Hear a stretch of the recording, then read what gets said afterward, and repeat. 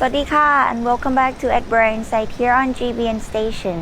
You are now with me, Kankana Ushitpan. Today, Long Pinik will be telling us how having less can lead us peace. Let's get started.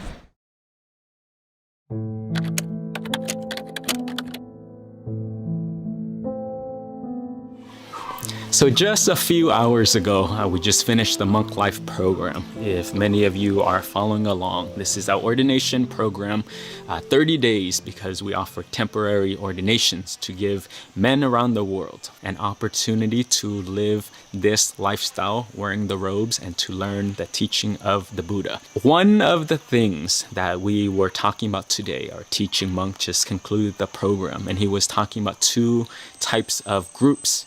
And one group that we have out there is lay people. And then the second group is with Buddhist monks and those who come to the monastery and we wear the robes. Our teaching monk was talking about how do people find happiness and how do they pursue happiness. And one of the things in the lay life, again, this is not good or bad, but it's just how it is. And I just wanted to share it. In the capitalist world, we have this mindset of to be happy, you need more. You need to be more. You need to earn more. You need your credentials and PhD and masters and certification and all these status and all these symbols and different clothes, and you need more job and bigger house and more money, but it's more. That is the lens that it is looked through. But in the monk life, in the monastic life, our world is a bit different in how we train our minds. And the way we find happiness is the opposite. And in the spiritual world, what we're trying to do is we're minimalist. And we want less. And when the new monks, and it's interesting to see the new monks reflecting on their experience, how many of them were very successful in their lay life. And through living this lifestyle in the forest, not having much, they were able to find a different kind of peace and a different kind of happiness. When people first come in here, this is what we give them. This is just their blue box. And whatever they can fit in here is what they have. Just a very small box. So all their possession goes in here. Also then, where do they live? And the new monks, most of them stay in a tent, and it's this size, and they do not have much. Where do we eat? And it's really in this bowl, and this is their kitchen. And this is very small. But again, when we come into the monastic life, we are doing our best to get rid of things, to have less things. So we can, then when you have less things to care for, you have less things to be responsible for, then it frees you up of your time. And when you have more time, then you get to practice oneself. And that's through meditation. That's through learning of the Dhamma. That is cultivating wisdom. But for us, time is so precious, and we don't want to waste it on watching TV. We don't want to waste it on just random things. But for us, is to really purify, to train our mind wisely, and to make merit. Making merit means doing more good, developing our habits, changing ourselves, cultivating wisdom, and then using that wisdom. So that is the part that is important for us, and that's where we find happiness.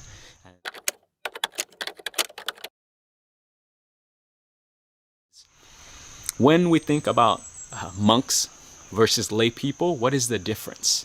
And the main difference is really with precepts.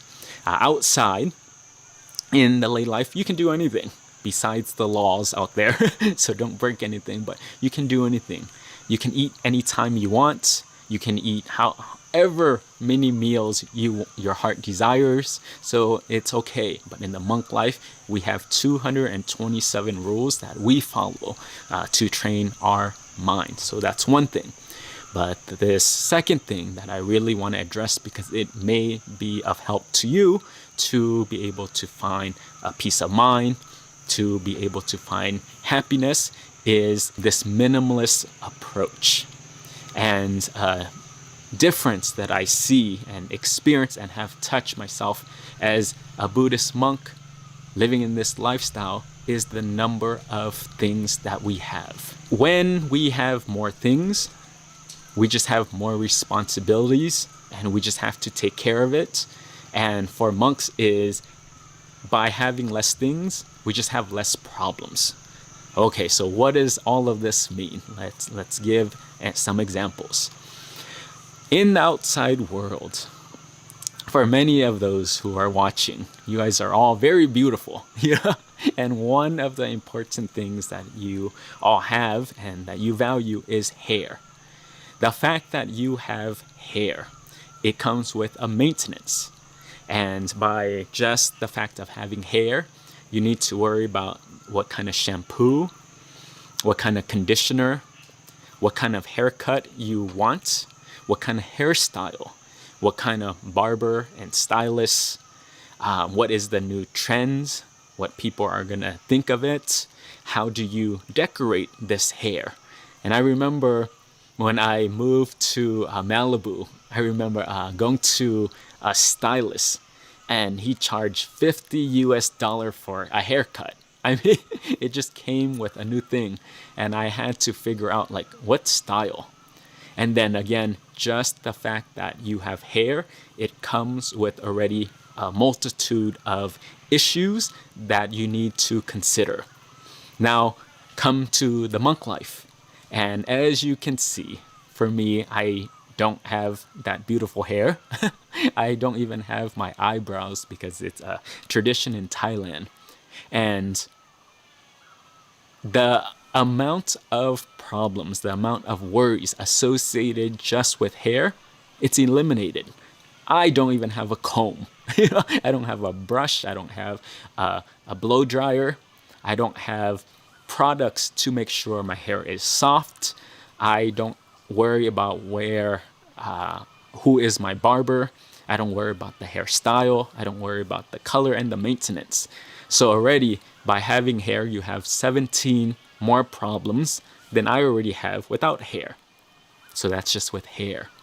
Now, another example is with clothing. You know, how many shoes do you have? I remember back home, I would have like 20 pairs of tennis shoes. And these shoes would be different colors.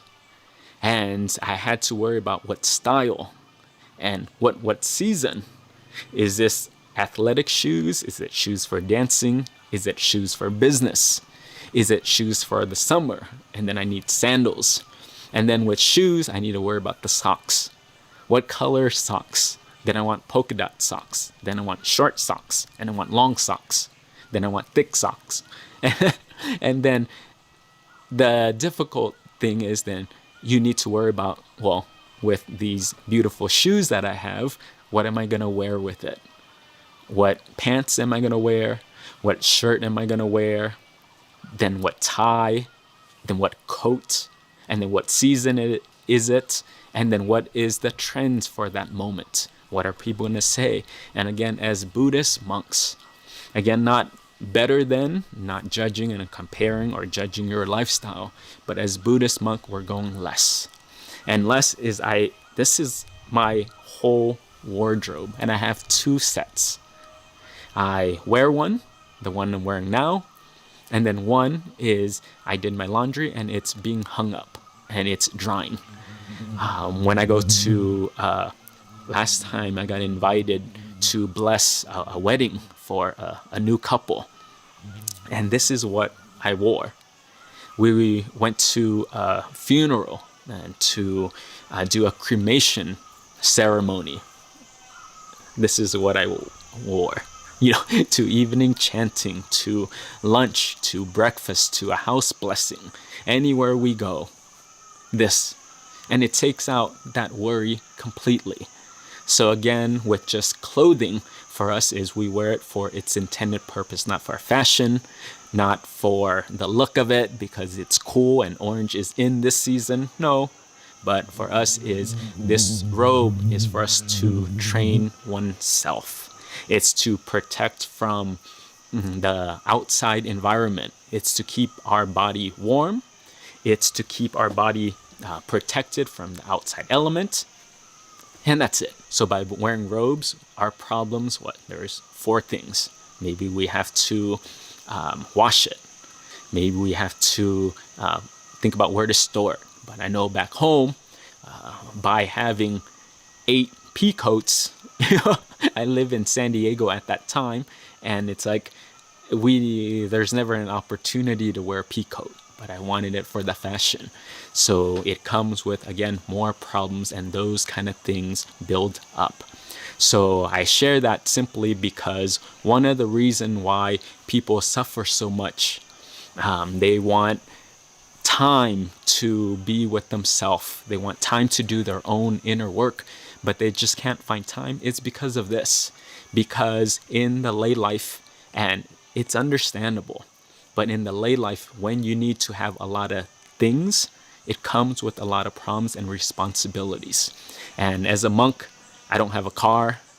I don't have car insurance.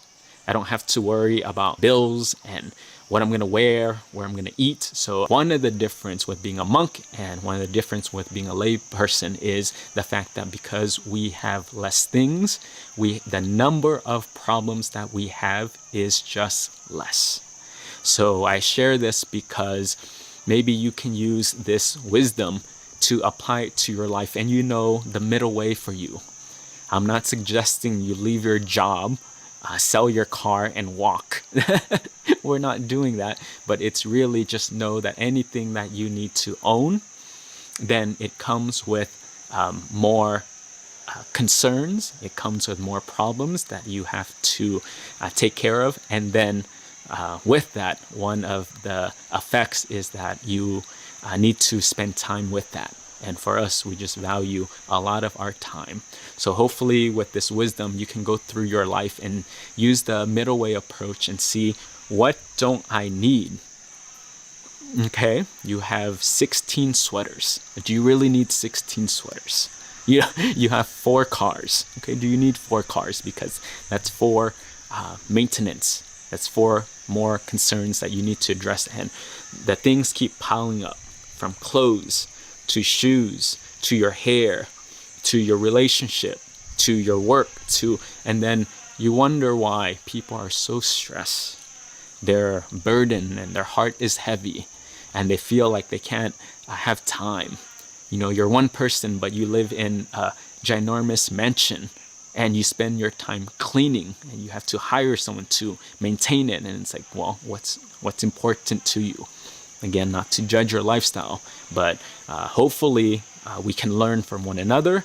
And this is one thing that I've just learned from the monk life. For us is we do not have much. What we have is our blue box. We have our tent. We have our bowls that we eat from. But with that, the rest of the time we have to get quiet. The rest of the time we have to learn the Dhamma and to learn wisdom and to be with ourselves and to sit out here just enjoying nature. Don't have much, but really at peace. So just food for thought, and I hope that helps you. So again, from Thailand, greetings to everyone. Hope you are safe during these difficult times, and just sending all my blessings to you. So good luck and take care. Thank you.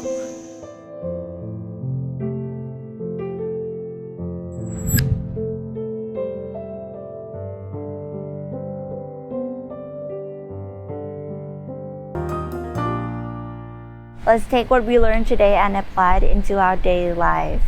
Let us then at Brain Sight with the Lord Buddha's Dhamma Code. There comes a time, monks, when the great ocean dries up and evaporates and no longer exists. But still, I say, there is no making an end of suffering for those beings roaming and wandering, unhindered by ignorance and fettered by craving. Now it's time for us to say goodbye, and please make sure to check out all episodes of our at Brain Sight News program on our website, gbnus.com. Thank you for joining us. Have a wonderful week. สวัสดีค่ะ